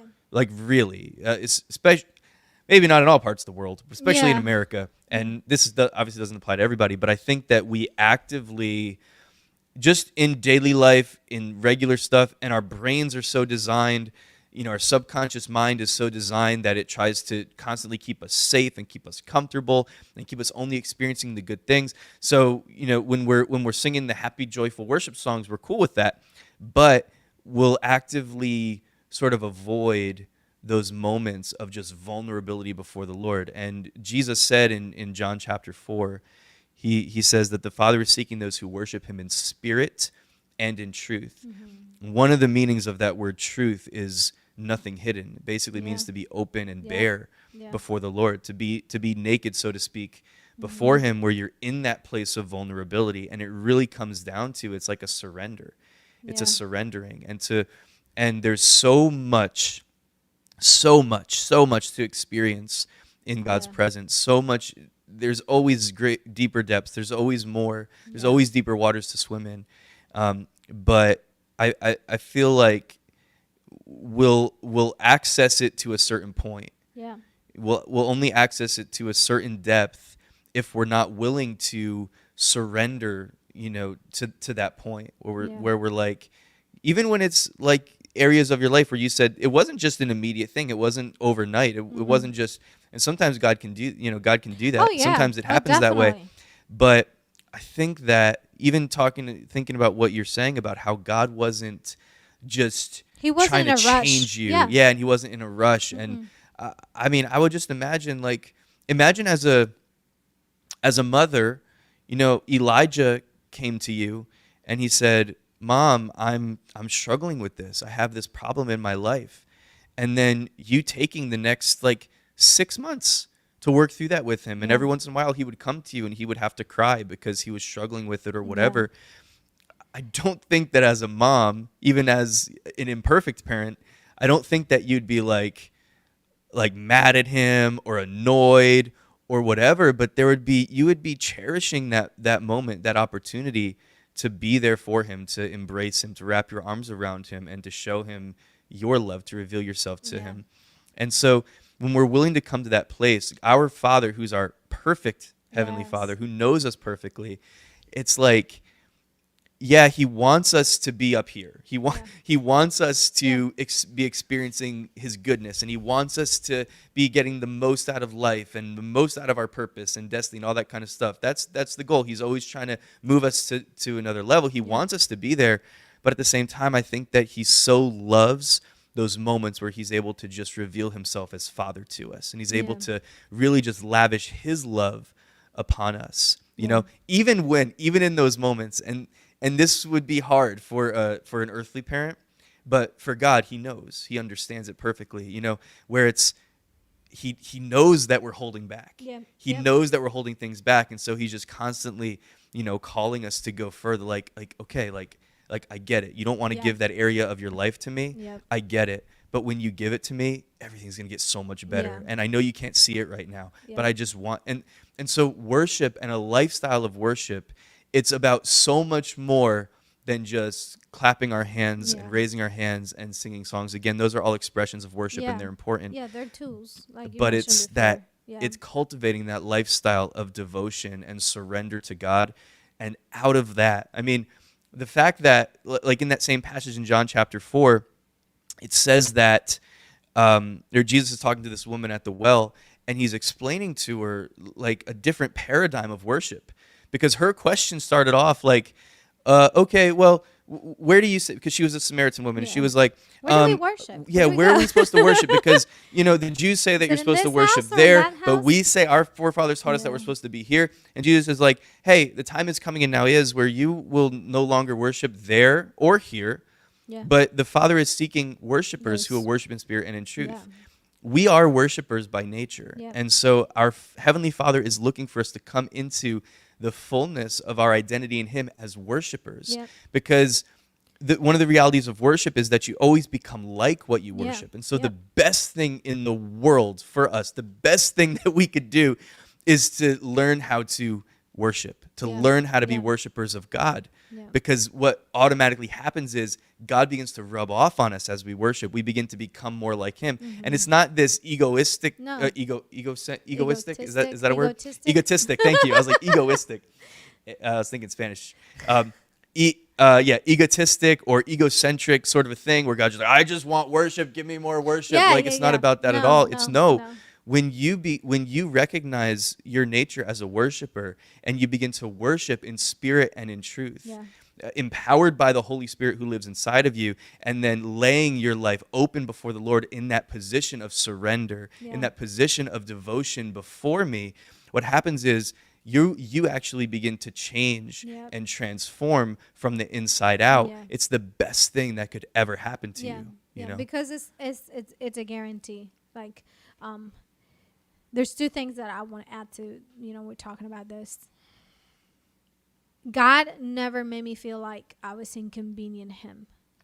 Whenever I shut that door behind me and I went to seek Him, whether it was for a few minutes because Mom and Dad were getting home and I didn't want them to see me cry, or whether I was there for 2 hours crying because there was nobody home and they weren't going to be home for a few hours, I never felt like I was inconvenieting Him. I never felt like my brokenness and the stage where I was inconvenient me. Come on. So because He allowed me to feel that way, I was able to know His heart. I was able to come to know His character, And the thing is that, I mean, even thinking, you put this example of like as a parent, like if my kid is going through something and all I can think of is the fact that he's taking up my time and I don't have time for this and I'm busy, I'm being inconvenient by it.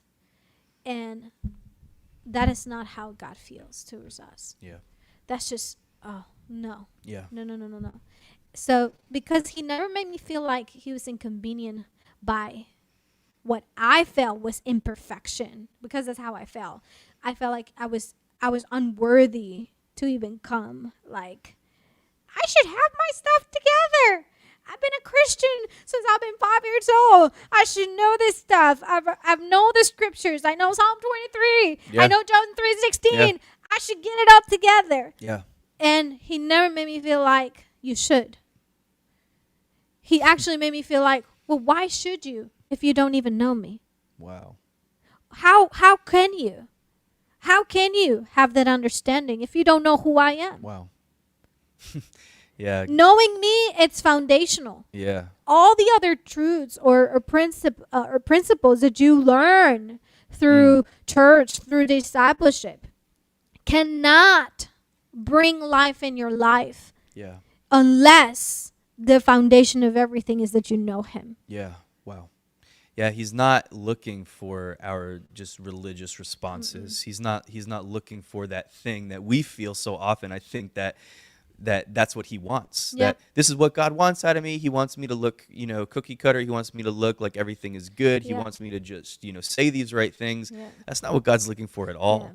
Yeah. And I also had to learn, like, through that process, I had to learn that he didn't want me because he wanted me to be okay to do what he called me to do.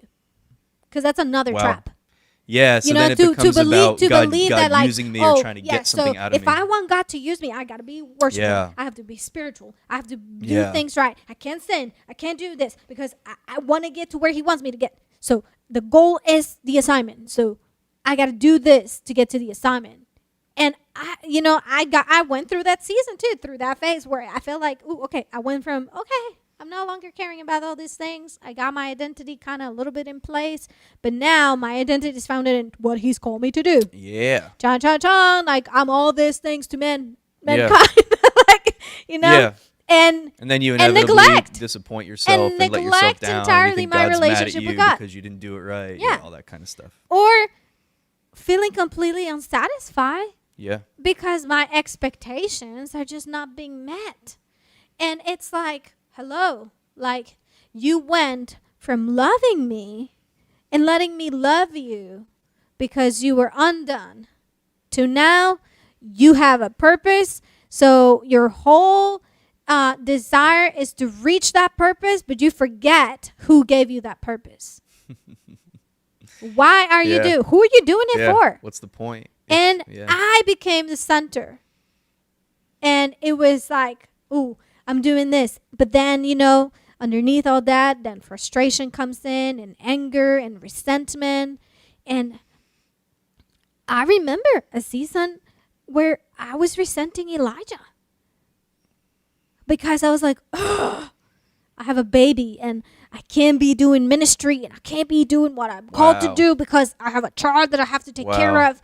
And instead of seeing that blessing of me bringing somebody who can see, who can model what I teach, what I show him, I'm resenting this little creature who's not even guilty because she didn't ask to be here, Yeah. And yeah, let me just say that anything like that, any kind of like disconnect in your identity in that way, it'll lead you into some pretty dark places. Yeah, for sure. And like to that extent, that something that was such a blessing from God in your life, you're looking at it like something that was holding you back from what God had for you. God's like, hold on a second. Like, this is what I have for you. This is your son. This is your child. Like, this is not everything that you are. You're not just a mother, but this is ministry too. Yeah.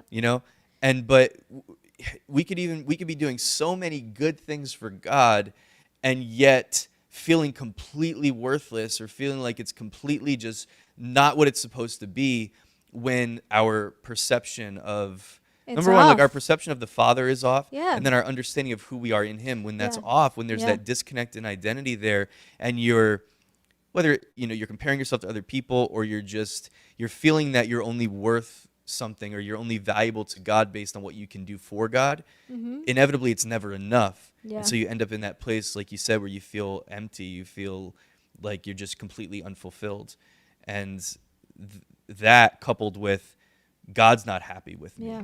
Or that feeling that God's not happy with me. It's amazing how much God I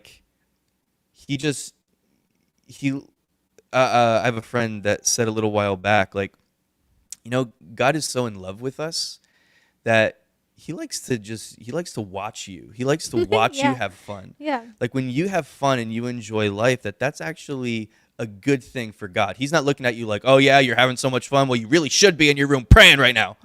That's not God's heart for us. Right, of course we need to pray. Of course that's cultivating relationship, but it's not this thing where he's just looking at us constantly like, you're really not measuring up. You're not measuring up to to who you're supposed to be. You're not following through. You're not doing this. And God's just so not like that. Yeah. And if we could shift our thinking on that of who God is and the way that he looks at us, and if we could begin to, I don't want to make it all about us, but begin to see ourselves the way that he sees us. Yeah. Living life in the light of his face shining down on us, and just that passion of of God just that's toward us. Yeah. You know, that when that becomes the catalyst for worship, so that worship is not this thing that we have to do, but it's a response Yeah. to God's perfection, to God's beauty, and to his love for us. Yeah. You know? And you learn as you grow in a relationship with God that worship is not about making you feel good. It's maybe at first you might start a little bit about God coming in and fixing your heart and like making you whole, but that's just a starting point. That's not all of it. You experience them, and I think worship needs to be experimental. I think that's the word. You have to experience them. Experiential. Yes, thank you. Experiential. You have to experience him. You have to be in there, and it has to be personal, and it has to be you. Because I try. There were times in my life where I tried to use or do or model what other people have done, and it just didn't work for me. Yeah. I just didn't get the same results. You know, I had to realize, like, hey, if I'm gonna get to know him, I have to know him for me. I might use what other people have learned and the steps that other people have followed as a guide. But at the end of the day, he knows me and I want to know him. And I am me. He doesn't want me to be like anybody else. And that was another thing that while writing this book, I was constantly asking God, please, that these words will not come as this is the rule and you follow this and is the gospel in that sense. No. This is just a guide. This is just few principles that you can make your own that will ignite your heart to follow after him, and that you will take off in your own adventure and your own love relationship with God, and that you will pursue that wholeheartedly. Yeah. You know, Yeah. that is ultimately what it is. You know, because even in a relationship, your love has seasons. You know, seasons when there's just like constant like passion, and there are seasons where it feels more like work. We're working we're working in our trust, we're working on this, and it has sometimes like highs and lows, and I'm sure that somebody's gonna be like, how can you say that you have highs and lows in your relationship with God? Yeah, it happens because it's progressive. It's transformation is taking place. He is perfect, but I'm not. And because of that, just by that simple fact, transformation is always consistently going to take place. I learn, I make mistakes. Oh, I fix it. No, this is not how it needs to be done. Okay, I went 2 steps ahead and he told me to wait. Oops, I messed it up. Okay, I go back. But it's connected to this dependency. I have learned that if I'm not depending on him, I can so easily try to take the center of lordship over my life. And if I do that, I'm going to mess up. Yeah. I'm going to mess up. And if I have control, I don't want control. Yeah. I just don't. I've been there. I've done that. I don't want control. Yeah. I want him to lead me. Yeah. I want that. Even at the whatever the cost is, I prefer that. I prefer that. Yeah, that's so good. I want to sort of close a thought that I started mentioning a little while ago and then never got around to finishing it up. No, it wasn't your fault. It was just hope this has been good for everybody. I feel like we've been talking about this. I hope so.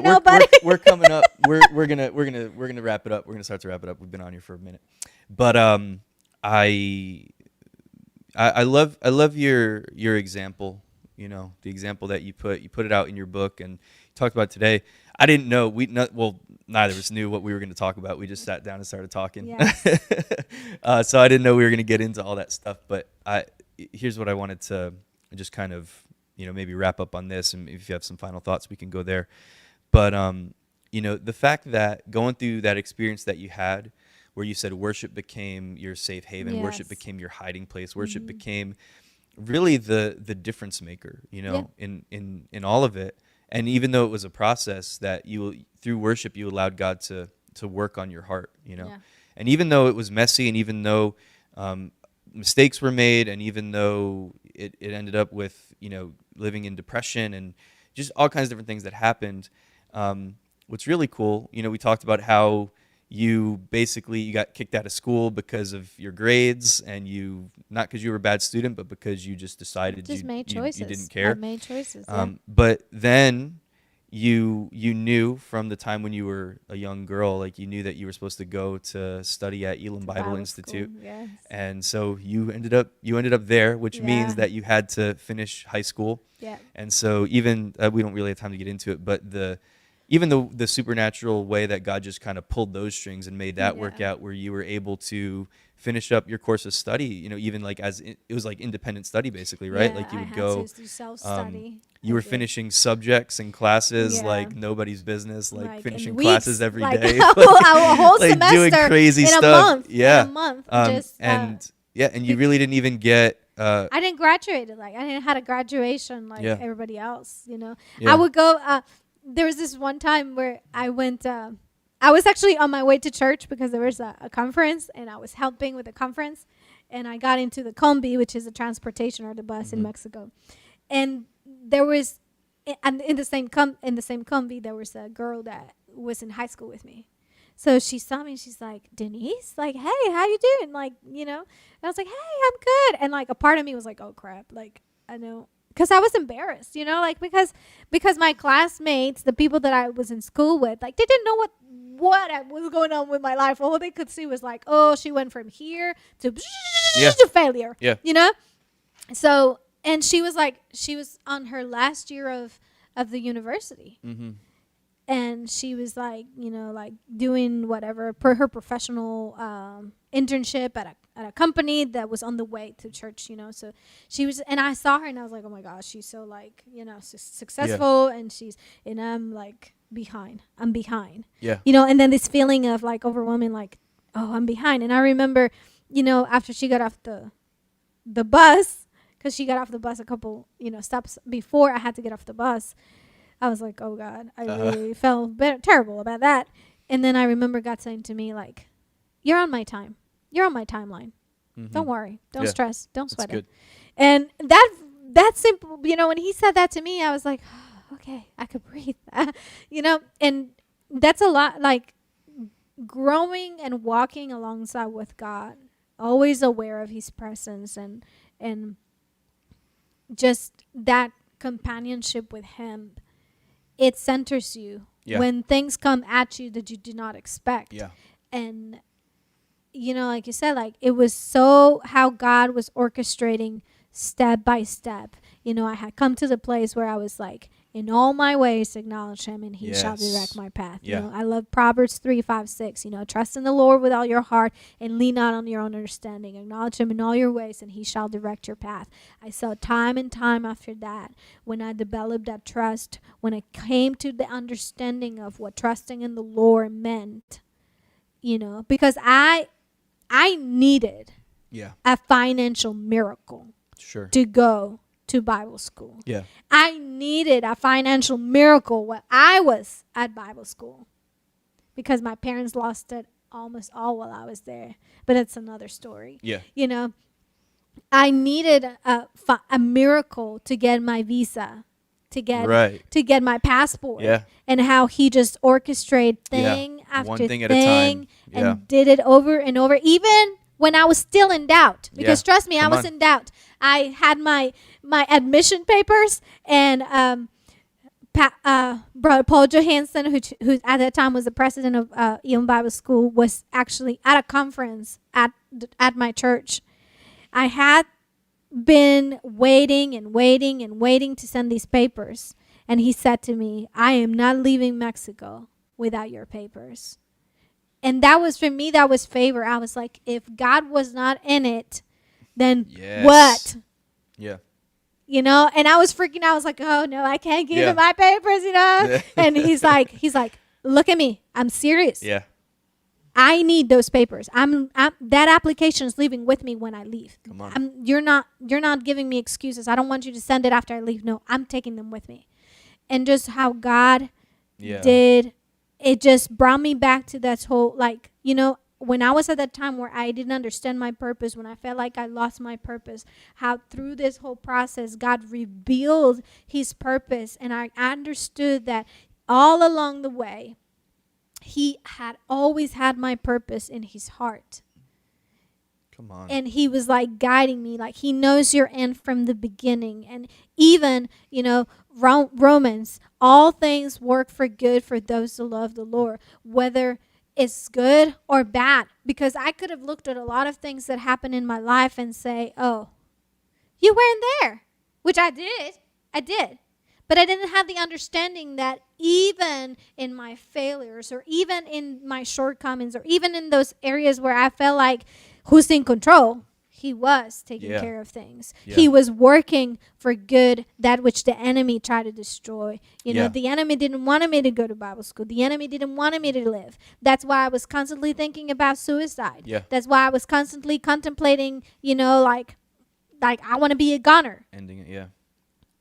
Because the enemy was pleased with that, but God wasn't judging me because I was feeling that way. I think, honestly, I feel more judged by people than by God himself. Yeah. Well, I just want to say, every answer for life is in the presence of God. Every answer for life. And the presence of God is not, you bring this out so well in your book, the presence of God is not mystical, it's not spooky, it's not goosebumps. You can feel goosebumps, you cannot feel goosebumps, that's not the point. The point is that you are a child of God, you are connected with God, you carry his presence with you. So everywhere you go, every moment of your life, you are surrounded by you are in his presence. Yeah. You're not always aware of it, you're not always experiencing it, but you are always in his presence. You are always close to him. And it doesn't matter, even for anybody out there that might be dealing with any of those things that you are dealing with, or anything else, anybody out there, you're dealing with, crisis, you're thinking about suicide, you have suicidal thoughts, you're living in depression, you're living in anxiety, you're living with some kind of a sickness in your body, you're living in fear, you're living in a financial, stressful situation, in impossible situations. I think that sometimes we feel like, I can't go to God with this. I can't go to God because I'm mad at him. I can't go to God because, I don't want to be a hypocrite. I can't go to, and we put these things up that are just not at all God's heart for you. God, no matter how you are, I know it's like a cliche thing that we say, come as you are, but it is so true. Yeah. God's like, just come to me. One of my, this is like a dumb example, but one of my pet peeves is when we say I grew up thinking that you can't take communion because of the verses in 1 Corinthians, was it chapter 9 or chapter 8? I always forget which one it is. But the verses that say, basically this, putting this thing on you, you can't take communion if there's anything between you and God that's not right. It's hold on a second, that's when you need communion, even more. You need God's presence more when you're messed up, when you just sinned, when you just missed the mark, when you just disappointed everybody, when you're in depression, when you're feeling like you want to end your life, when you're in that place, you need God, and he wants you there with him. He's not you got to clean this up first and then come to me. No, that's not the idea of behind a lifestyle of worship. It's not always pretty.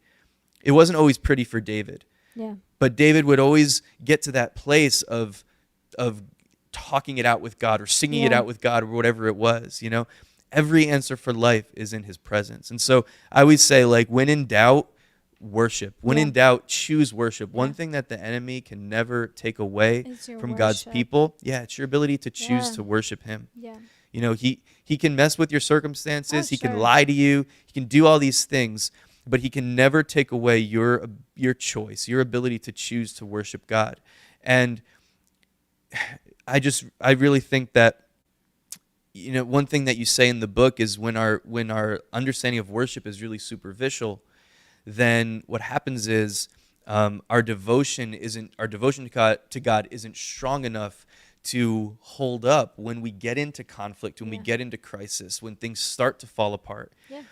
And it's no, that's so not the point. The point is develop that devotion to God in spite of those conflicts, in spite of the crisis, in spite of those things that you're in, because no matter what's going on in your mind or in your heart, God still wants you. He still loves you with that perfect love. And it's in that place. It's such a lie of the enemy that says, you can't come in like this. Yeah. You can't come in with all that. Deal with that first. Stay outside the gate. Stay Yeah. outside the camp and then come in. That's such a, that's not new covenant reality at all. No. It's not. We've been brought near by the Yeah. blood of Christ. And the blood of Christ is more We have powerful grace. than your Yeah. depression. The blood Yeah. of Christ is more powerful than your fear or anything else that you would think God would be disappointed in and that would keep you out. It's just Yeah. not true. So Yeah. always choose worship. Yeah. Always choose worship. There's one of the Psalms that it's like I always go back to it. It's always in the back of my mind because it's become rhema to me. It's life to me. It's when David said, "One thing I ask, one thing I seek, that I may dwell in the house of the Lord forever." Yeah. And that's like a prayer that's, like that's the one thing. That's the one thing that I could lose anything in this world, but the one thing that I will not lose, it's me dwelling in the house of the Lord. And dwelling in the house of the Lord is worship, is that secret place, is that, I refuse to be denied of anything. Yeah. I refuse to be denied of my access to the Father. I have access to the Father. If I lose anything today, and that has changed even like my perspective in the sense that, like, we're talking about when I was dealing with this whole issue of like, I want to die and I experienced lost people that when I was in that depression, I experienced lost. And when you experience loss, you also sometimes feel like like your life has been affected to the point that you no longer know how to live it, And I remember in that season, like God changing through all of this, like even God changing my understanding of what's after death, to the point that like that's the one thing I seek. I seek to be in the presence of God, and that even if I lose my own life, I will not lose Him. Like even if I was to lose my life, I will not lose sight of being in the house of the Lord forever, and the one thing that thrives my life, like that's what I want my children to be able to see. If I have a good inheritance to give my children, will not be the money, will not be anything else, but will be the ability for them to worship God, for them the ability to understand where is God in their circumstances, who is God in their life, to enable them and help them to understand that God is everything, and that their life flows out of who God is. So just going full circle, like I said, when you ask me who I am, I do a lot of things, but that's not who I am. Who I am is I am a daughter in love with her father. I am someone who knows him and makes him known. That's me. And we all have been invited into that. We all have been invited, whether you're a believer today or whether you're listening even this and you're not a Christian, but you yearn to know God. He's still he's drawing everybody, and he's available, he's accessible. He's not, he doesn't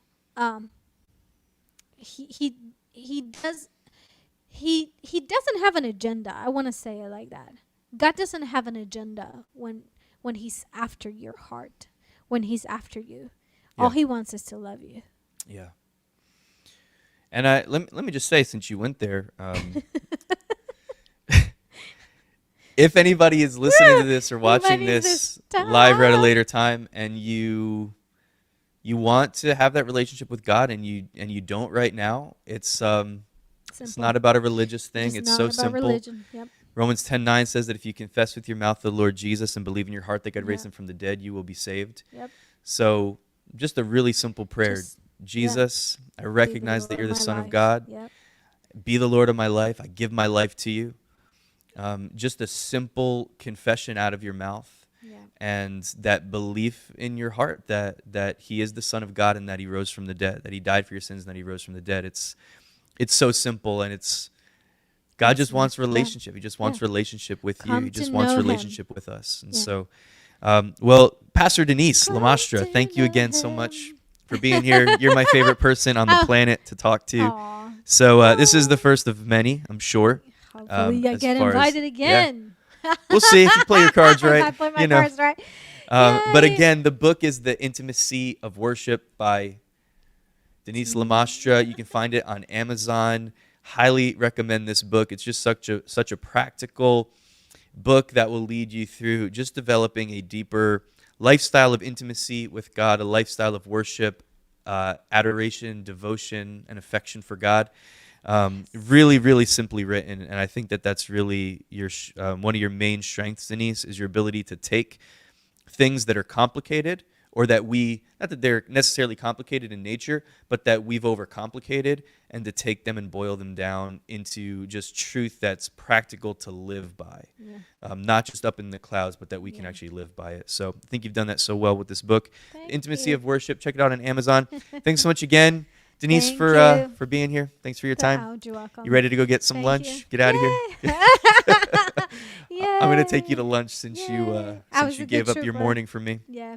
Thank you again for having me. And yeah, I hope to get the book, not for me, but just for you. Real quick, Just- how can just people invest. find you, connect with you if they have You questions or can anything like that? find me on Facebook.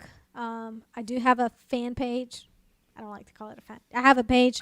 Just look for me as Denise Lamastra, and you can connect with me through Twitter. I don't know if people Twitter over here these days. I know in Mexico Twitter is a big deal, but it's at DC Lamastra. You can find me that way. You can find me on Instagram. You can find me also through Duke. Just faded me out. I just faded you out. Sorry about that. There was nothing to fade into, but okay. Just look for me there. I love to connect with you if you have any questions about the book. If you have any questions about anything that we said, or do you have any, whoa, excuse me, any comments or anything, I'd love to connect with you. Yeah. Awesome.